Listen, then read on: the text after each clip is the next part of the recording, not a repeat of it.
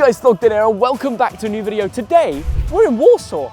This is probably one of the coolest backdrops I will ever film. So if that doesn't deserve a like, I don't know what does. Wait a minute, Theo. You get to go to Warsaw and I get to go to Lancaster. Who's got the better deal there? Anyway, points from last week. 6 to Thogdad. Thank you very much to Fulham.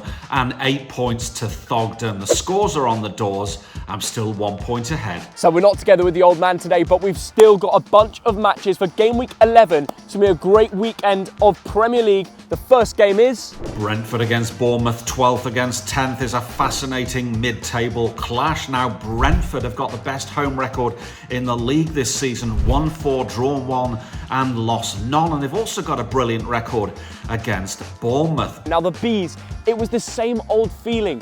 They took the lead and they bottled it. If they gained back all the points that they dropped, they'd be third in the Premier League. But look at Bournemouth and their recent form.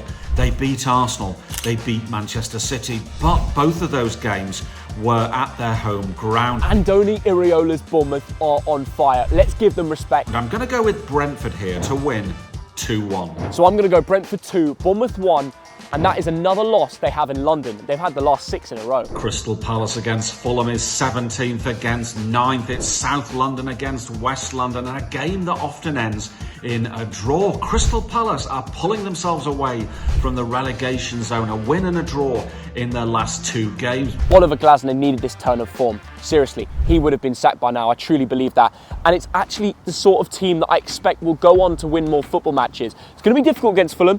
Harry Wilson at home over Brentford, 2 goals off the bench. Will he get a start in this game? Well, Marco Silva will want to kick on, but it's not going to be easy. They are very tight defensively away from home. I'm going to sit on the fence here.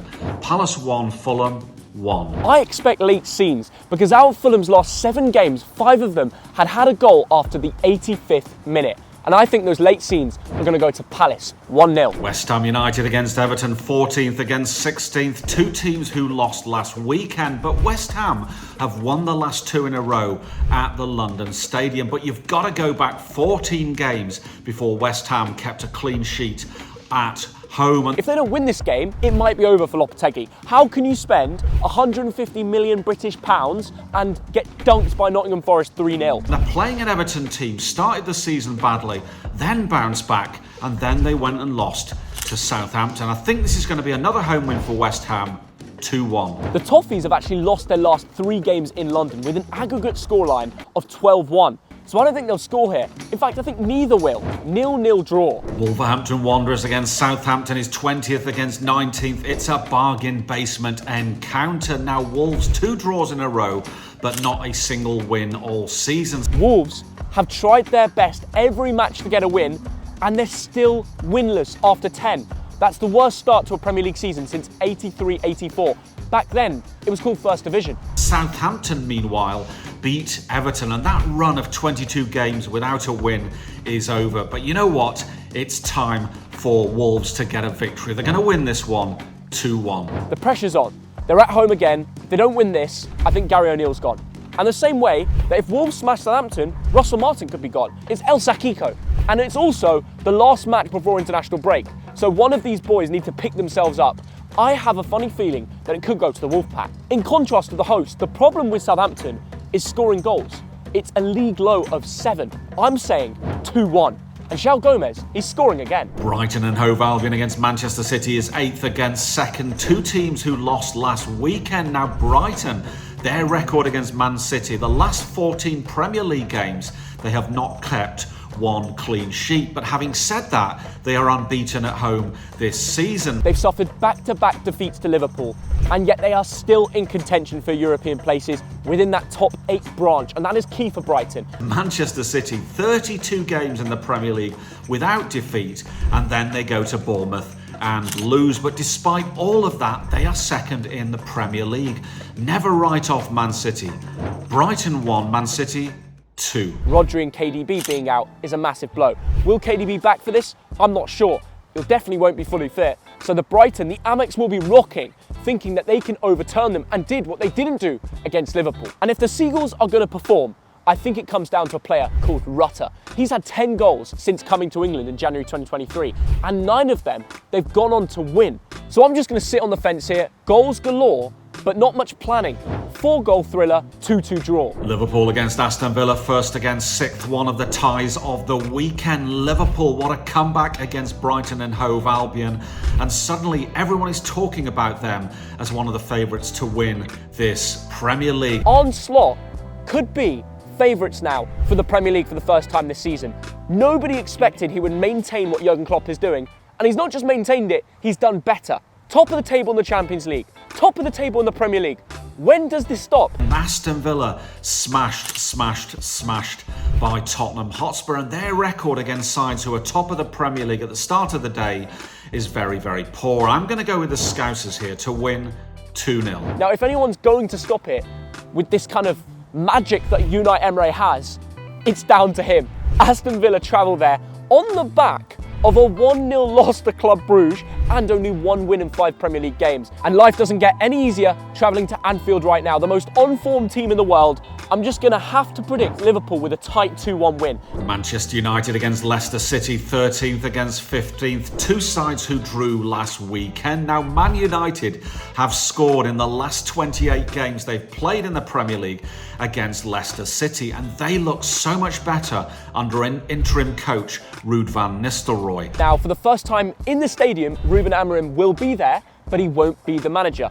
Van Nistelrooy will still lead the lads out, but that ain't so bad. They've been decent. They drew to Chelsea 1-1 after taking the lead and were unlucky not to hang on. But Van Nistelrooy has also faced Leicester already in the Cup and beat Steve Cooper's boys 5-2. They were free-flowing, knocked them out the Cup at Old Trafford, and they're back at the stadium again. But they're playing a Leicester team who've not been bad this season. They are 5 points away from the relegation zone, and they've actually scored 5 more goals than Man United. Having said that, I think United win this comfortably. I'm going to go for 2-0. This is the final match before international break, where Amorim will implement his tactics on the training ground and then go out to play Ipswich Town away. So for Manchester United, this is a very winnable game. I can't ignore the facts. There's a winless streak of 3 matches for the Foxes right now, so I'm backing United to win again 3-0. Nottingham Forest against Newcastle United is 3rd against 11th, and 2 teams who beat London opposition last weekend. Now Forest, what can we say about them? They've won the last 3 games. To some people, they are the team of the season. Wonderful defensively, and going forward, they're not too bad either. You mentioned it's 3rd against 11th, but did you mention there's only 4 points difference? That's crazy. So basically from the top end of the table to mid-table, it's so close by. Let's not lie, Forest right now, everyone's asking, how are they doing it? How are they in 3rd? They are just brilliant under Nuno. You know, he's been a Premier League manager for some time now. He came up with Wolves originally, he had a tough time at Tottenham, took time away from the game, came back and implemented a system that works.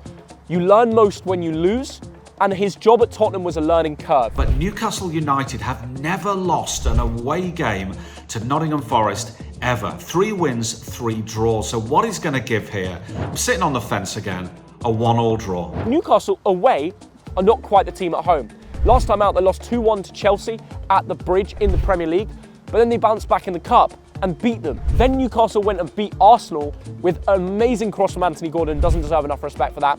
And Isaac with that bullet header between Saliba and Gabriel. But something tells me Eddie Howe will make it difficult. 1-1 draw. Tottenham Hotspur against Ipswich Town is 7th against 18th, and Spurs are the highest scoring team in the league this season with 22. They put 4 past Villa last week, and they're playing an Ipswich team that haven't won a single game this season. Tottenham are just on fire.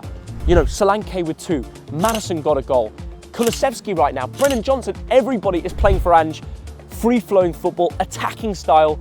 They're expressing themselves, they're loving it, especially at home. They usually concede first, then they usually go and score 4 goals. It's the Ange way. And mate, that's just how we do it, mate. We're going to go out there, have some fun, we're going to score some goals, and we'll probably smash your asses. What a missed opportunity it was last weekend against Leicester. Having said that, look at the last 3 games they've played in the Premier League against Spurs.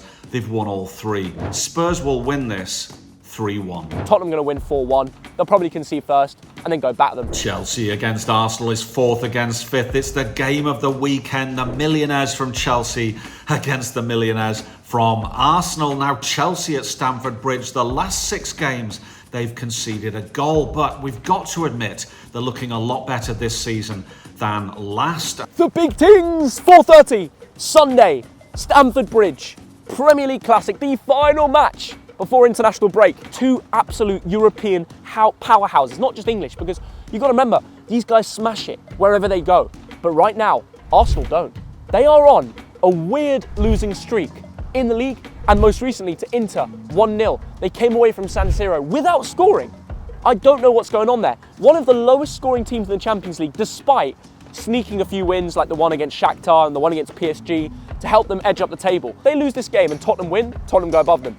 So Spurs fans who are still watching this video, quite exciting for you guys. Chelsea. The interesting thing about Maresca is he's got a first team and a second team of options, and the bench is so strong. You've got João Felix, you've got Mudryk, you've got Nkunku, hungry to get in the Premier League team. Matches like this, they will thrive. I think this is going to be a bit of a stalemate. I'm going to go for a 1-1 draw. If we go head to head, the last result, Arsenal 5, Chelsea 0. I repeat, 5. Man City, Brighton away, they can probably get back their form. Liverpool will probably beat Villa at home. This is the moment where the Premier League title race could go out their hands, and they will know all these results because it's the final fixture. So there's so many different pressures and added tiers to this, especially this being at Stamford Bridge. I have a feeling that the pressure's off for Chelsea. If they lose this game, well, Maresca's already said in press conferences he's not in a Premier League title race. For the first time in a while, I'm going to say this, in this fixture, Chelsea are going to win. They're going to win because they've got the best player in the Premier League, Cole Palmer, and they've got other players who can perform. I think they're going to win 2-1 and shock the Arsenal and stop the title hopes. Thogden, mate, I've got to say that Warsaw looks amazing. Have a brilliant week, and I'll see you at the weekend for some live streaming. See ya. If you disagree, tell me in the comments. I'm just one mug in Warsaw with a cool backdrop. But that is it. Thank you, Thogdad. Big up. Bye-bye.